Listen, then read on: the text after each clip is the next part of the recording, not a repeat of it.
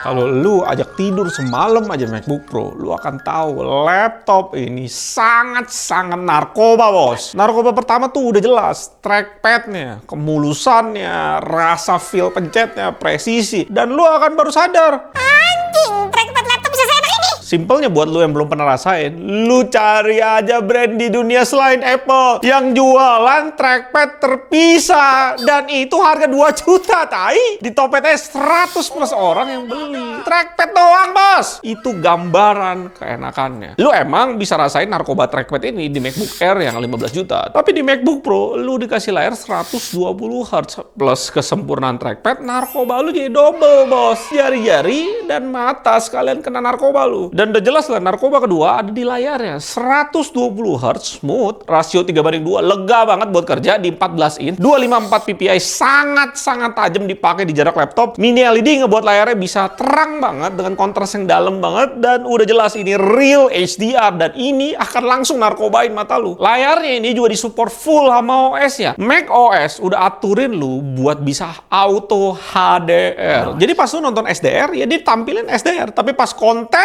lu HDR, ini otomatis HDR-in layarnya. Lu bandingin sama mie kocok jendela. Lu mau HDR, lu mesti ke settingan dulu, onin dulu HDR-nya, layarnya kedip dulu, nyala lagi, baru lu bisa nonton HDR. Ya badut, bos. Lama banget, buang waktu dibanding otomatis dari macOS. Dan dari pengalaman gue pakai macOS udah 5 tahun ini, belum sekalipun loh gua inul MacBook-nya. Ya karena lancar terus aja. Itulah narkoba ketiga dari OS-nya itu sendiri. Narkoba buat kenyamanan dan kebebasan lu tanpa perlu inul. Lu jangan bandingin sama mie kocok jendela lah. Dia lebih sibuk perkaos laptop baru lu. Kalau lu kagak inul, ya lu terima tuh di perkaos sama mie kocok tiap hari. Jari, mata, kenyamanan, kebebasan udah dikasih narkoba. Ya berikutnya, telinga lu dikasih narkoba sama MacBook Pro.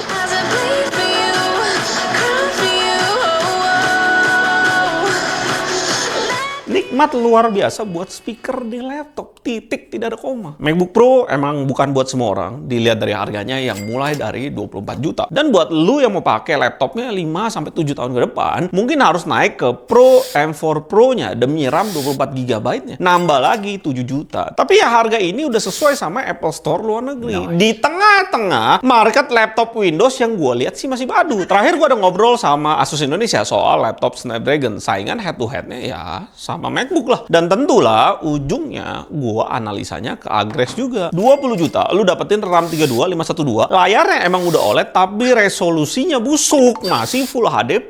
Lu bandingin sama ZenBook Snapdragon paling laku di China. RAM 321 tera, layar 2,8K, 120 Hz OLED dengan harga cuma 16 juta. Lu bayangin, spek lebih tinggi, bahkan harga lebih murah dibanding di Indonesia. Secara duit lu yang keluar, Apple secara nggak langsung kasih lu narkoba dikit ke dompet lu ngeliat persaingan laptop di Indonesia yang masih badut. Mata, telinga, jari, kenyamanan, kebebasan tanpa inul, harga sama atau bahkan sedikit lebih murah dibanding harga SRP luar negerinya. Belum lagi build quality produknya pas lu pegang, ini bahannya full body yang premium. Lu suka nggak suka Apple, tapi kalau pembandingnya ini adalah jendela biru mie kocok di persaingan market laptop Indonesia yang masih badut, lu mau nggak mau harus terima. Ini full narkoba, bos. Tinggal lu pilih sendiri aja antara Air atau Pro. Jangan lupa belinya di Studio Ponsel. Gue udah taruh barangnya. Siapa tahu lagi promo.